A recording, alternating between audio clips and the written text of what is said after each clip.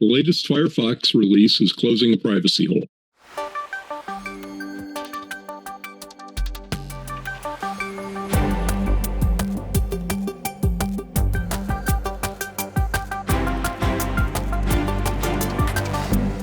Hey, Jim, I understand that Firefox is doing some things to, I guess, protect privacy a little bit better inside the browser. Can you talk about that story a little bit?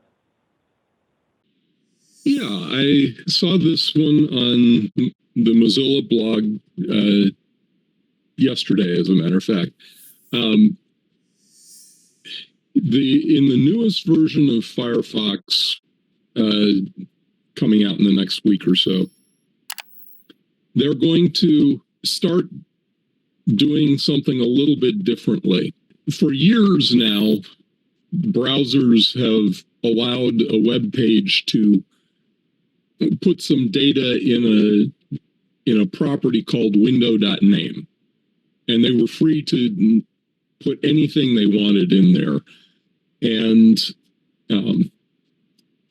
if somebody clicked on a link in a particular page that took them to a new page, that Window.name property would follow unless it opened in a new tab.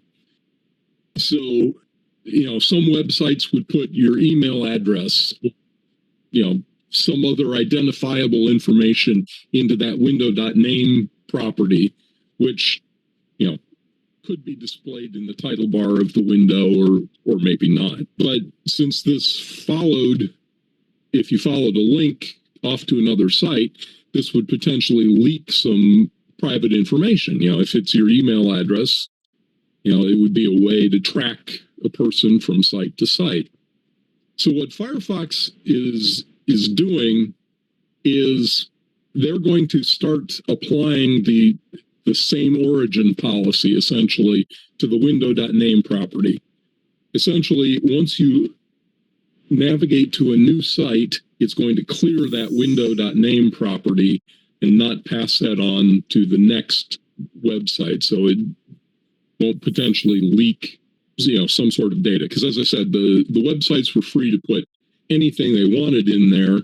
And so, could potentially put identifiable information in there. What Firefox is going to do is it's actually going to store this, temporarily. So if you go back, then it will restore that Window.name if you go back to that website again.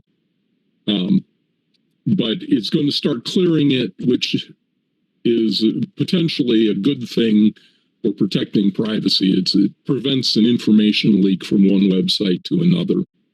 And it looks like Google, in their Chromium-based browsers, are planning on doing something similar in the near future. So it looks like the big browser makers have all,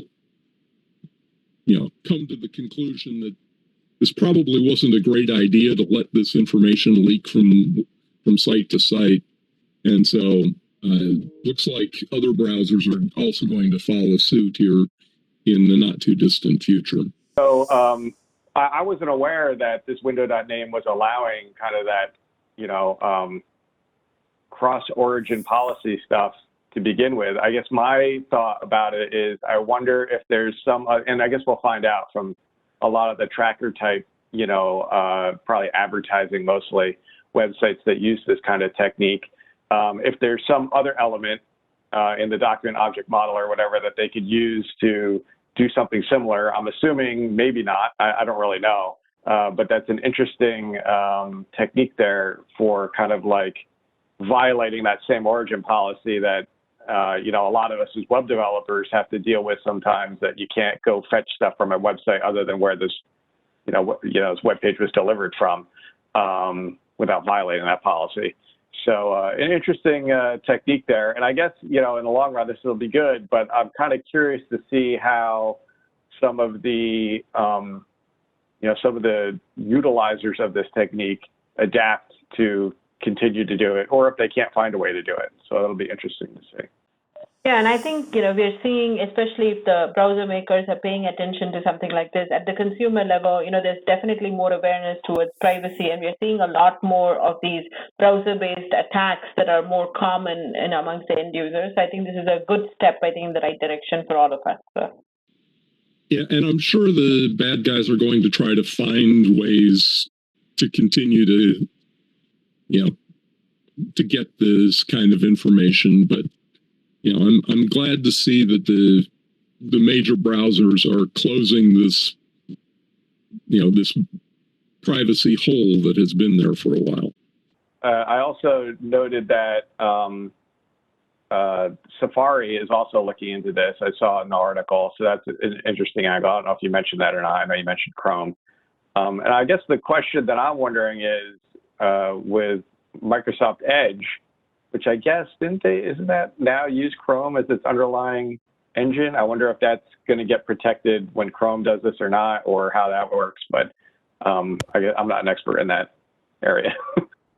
Yeah, the new version of Edge is Chromium based. So when Google pushes out the Chromium updates, Edge should get it in good, shortly thereafter.